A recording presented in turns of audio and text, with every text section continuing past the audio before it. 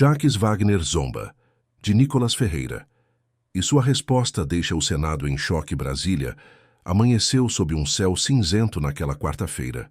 O ar estava pesado no plenário do Senado Federal, como se antecipasse a tempestade que estava prestes a se formar. As câmeras de televisão já estavam posicionadas, captando cada movimento, cada respiração dos senadores que chegavam para a sessão que prometia ser histórica. O jovem deputado Nicolas Ferreira estava presente como convidado, especial para apresentar um projeto de lei em parceria com senadores aliados. Sua presença já causava burburinho nos corredores. Aos 29 anos, Nicolas tinha se tornado uma das figuras mais polarizadoras da política nacional. Alguém que não hesitava em defender suas convicções, mesmo quando isso significava entrar em rota de colisão com os mais experientes parlamentares da República. A faísca inicial à sessão começou com a habitual formalidade. O presidente do Senado anunciou a pauta do dia, que incluía a apresentação do projeto de lei sobre liberdade de expressão nas escolas, tema caro a Nicolas. O deputado preparava-se para fazer sua exposição quando o senador Jacques Wagner pediu a palavra. Senhor presidente, com todo respeito à casa e aos colegas presentes, questiono a pertinência de ouvirmos um jovem deputado que ainda não demonstrou maturidade política para debater assuntos dessa magnitude. O tom de Wagner era condescendente, quase paternal. Talvez devêssemos deixar que ele acumule mais alguns anos de experiência antes de trazer suas ideias revolucionárias ao Senado Federal. Um silêncio tenso tomou conta do plenário. As câmeras focaram no rosto de Nicolas, que permaneceu impassível, apenas um leve erguer de sobrancelha, denunciando sua surpresa com o ataque direto. Concedo a palavra ao deputado Nicolas Ferreira para sua apresentação, declarou o presidente, ignorando a intervenção de Wagner. Nicolas caminhou até o púlpito com passos firmes.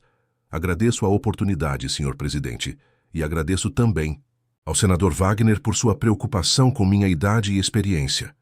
É curioso como alguns confundem experiência com acomodação e juventude com inexperiência. O primeiro round estava lançado. A tensão escala durante sua apresentação. Nicolas expôs dados alarmantes sobre casos de doutrinação política em salas de aula, defendendo que seu projeto garantiria a pluralidade de pensamento. Sua oratória era precisa, seus argumentos bem estruturados. Aqueles que esperavam ver um jovem nervoso e inseguro encontraram um parlamentar articulado e preparado. Ao final da apresentação, o presidente abriu para perguntas. Jacques Wagner foi o primeiro a levantar a mão. Deputado, ouvi atentamente sua exposição e confesso que estou impressionado, começou Wagner com um sorriso condescendente. Impressionado com a capacidade que o senhor tem de simplificar questões tão complexas. O senhor parece ver o mundo em preto e branco, como só os muito jovens ou os muito ingênuos conseguem ver. As câmeras captaram risos abafados entre alguns senadores. Wagner continuou. O senhor fala de doutrinação como se nossos professores fossem agentes de uma conspiração. Talvez seja essa visão conspiratória que atraia tantos seguidores nas redes sociais, não é mesmo? Afinal, é mais fácil ganhar likes com polêmicas do que com propostas sérias. O ataque era pessoal e calculado, para desestabilizar Nicolas. Murmúrios percorreram o plenário. Alguns senadores trocaram olhares preocupados com o tom agressivo adotado por Wagner. A resposta que ninguém esperava. Nicolas respirou fundo antes de responder. Todos esperavam uma reação inflamada, talvez até um confronto direto. Em vez disso, ele sorriu. Senador Wagner, agradeço sua sinceridade. O senhor acaba de ilustrar perfeitamente o problema que meu projeto busca combater. A boa desqualificação do debate com base não nos argumentos, mas na tentativa de silenciar vozes dissonantes. Nicolas pegou seu tablet e continuou. O senhor mencionou minha juventude como se fosse um defeito. Permita-me lembrá-lo que Thomas Jefferson tinha 33 anos quando escreveu a Declaração de Independência dos Estados Unidos. Alexander Hamilton tinha 30 quando começou a escrever os artigos federalistas. E José Bonifácio, o patriarca da nossa independência, valorizava as ideias dos jovens. Nicolas fez uma pausa estratégica, olhando diretamente para Wagner. Quanto às redes sociais, senador, elas são apenas um meio, não uma finalidade. Se conseguir construir uma conexão com milhões de brasileiros, talvez seja porque estou falando de temas que eles consideram importantes e que foram negligenciados pela política tradicional por tempo demais. A câmera mostrou Wagner mudando de posição em sua cadeira, visivelmente desconfortável. O debate se acirra. O senhor confunde popularidade com relevância política, deputado, rebateu Wagner, elevando o tom de voz. Seus vídeos virais e suas performances podem entreter, mas estamos falando de legislação séria que afetará milhões de estudantes. Senador, respondeu Nicolas mantendo a calma, o senhor parece não ter acompanhado meu trabalho legislativo. Apresentei 47 projetos de lei em meu primeiro mandato, dos quais 12 já foram aprovados. Enquanto o senhor questiona minha seriedade, eu questiono seus resultados. O clima era de tensão absoluta. Outros senadores tentaram intervir, mas o presidente manteve o debate entre os dois. Vamos aos fatos então, deputado, desafiou Wagner. Seu projeto fala em neutralidade ideológica. Como define isso? Quem será o árbitro dessa neutralidade? O senhor e seus seguidores? A neutralidade que defendo não é a ausência de posições, senador, mas a garantia de que todas as posições possam ser apresentadas e debatidas. Não, quero ser árbitro de nada. Quero exatamente o contrário. Que nenhum poder político determine o que pode ou não ser discutido em sala de aula. Wagner riu com desdém. Essas são palavras bonitas, deputado, mas na prática, seu projeto abre caminho para a censura. Professores serão intimidados, temerosos de abordar temas controversos. Censura, senador? Nicolas arqueou as sobrancelhas. Interessante que o senhor mencione isso.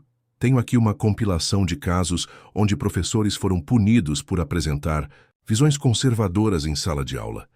Onde estava sua preocupação com censura nesses casos? O momento decisivo do debate prosseguiu por mais uma hora, com argumentos técnicos sobre educação, liberdade de expressão e o papel do Estado. A cada ataque de Wagner, Nicolas respondia com dados, citações e exemplos práticos. O jovem deputado estava preparado para cada argumento, para cada tentativa de desqualificação. Wagner, percebendo que sua estratégia inicial não estava funcionando, mudou para um tom mais agressivo.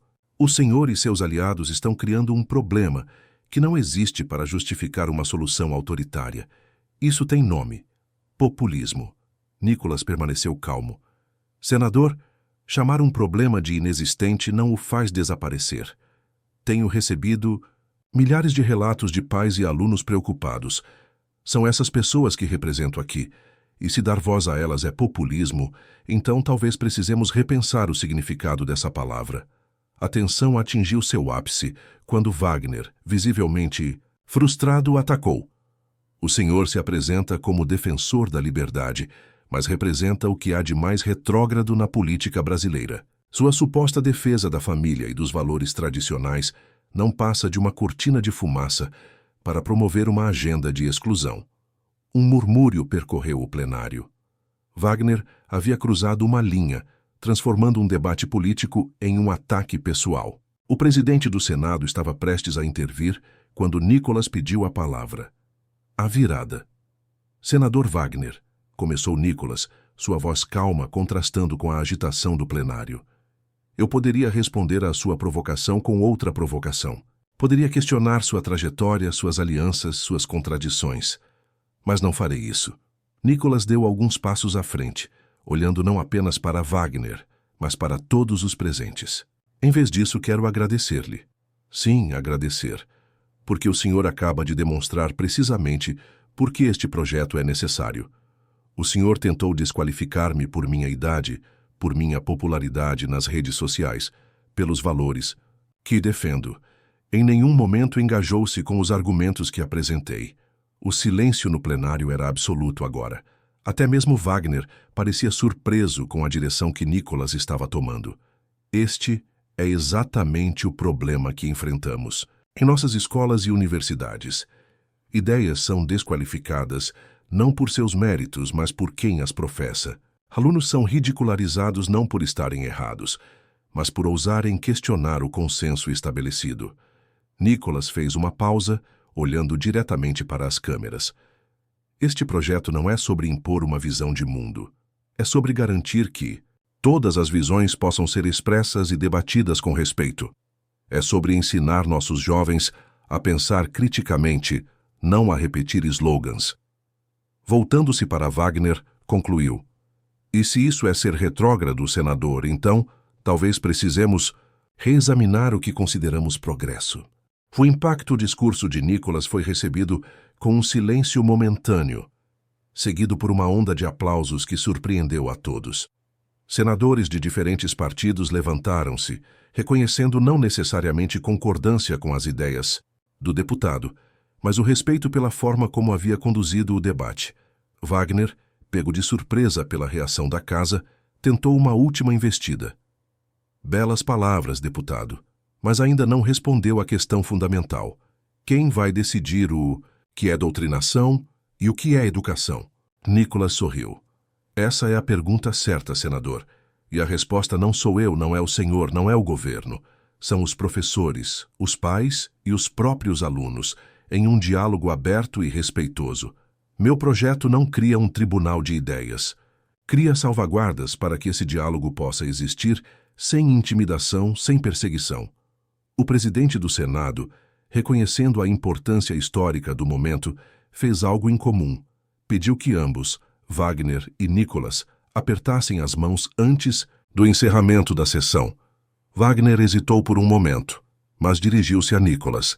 Ao apertarem as mãos, disse em voz baixa, mas captada pelos microfones: "O senhor é um adversário formidável, deputado, mais preparado do que eu esperava."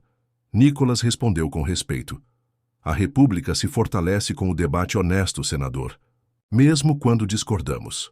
O legado do debate nas semanas que se seguiram, o vídeo do debate tornou-se viral nas redes sociais, não apenas pelos momentos de confronto, mas principalmente pela demonstração de como um debate político pode ser conduzido com firmeza e respeito. O projeto de Nicholas acabou sendo aprovado, com modificações sugeridas, inclusive por senadores da oposição. Wagner, surpreendentemente, absteve-se na votação final, um gesto interpretado por muitos como um reconhecimento tácito de que o projeto, em sua versão final, merecia uma chance. Em sua primeira entrevista após o debate, Nicholas foi questionado se considerava que havia vencido Wagner. "Não penso em termos de vitória ou derrota", respondeu. O que aconteceu no Senado foi uma demonstração de que é possível defender ideias com convicção sem descambar para o ataque pessoal. Se isso inspirar outros debates semelhantes pelo Brasil, então todos nós vencemos. Enquanto isso, nas salas de professores e nas conversas entre pais e educadores, algo estava mudando. O debate havia iniciado um diálogo nacional sobre o papel da educação, sobre os limites entre ensinar e doutrinar, sobre a importância de apresentar diferentes perspectivas aos alunos e talvez esse tenha sido o maior legado daquele confronto. Lembrar ao Brasil que a democracia se fortalece não quando silenciamos vozes dissonantes, mas quando criamos espaços para que todas as vozes possam ser ouvidas. Para Nicholas Ferreira, aquele dia no Senado representou mais que uma vitória política. Foi a validação de sua crença de que é possível transformar o debate público no Brasil, que é possível defender valores tradicionais com argumentos sólidos e respeito pelo adversário, que a juventude não é impedimento para quem está preparado e convicto de suas ideias. E para os milhões de brasileiros que assistiram ao vídeo do debate, ficou uma lição valiosa.